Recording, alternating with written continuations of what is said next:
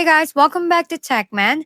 Today, let me show you how to get governor gear in Kingshot. In this tutorial, we'll explain how to get governor gear in Kingshot, a key system that boosts your governor's economy and overall development. To unlock governor gear, your town center must reach level 15, after which you can access the gear menu to start crafting and upgrading equipment. Gear isn't obtained as a full set immediately. You'll need to craft and enhance each piece.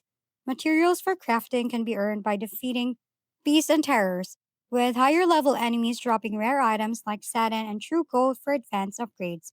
You can also collect materials through events such as Viking Legends, Merchant Empire, and Alliance Championship, as well as from shops including the Alliance Shop, event shops, and the regular store. Paid packs offer faster access to premium materials, though free to play players can steadily gather gear through daily missions and activities.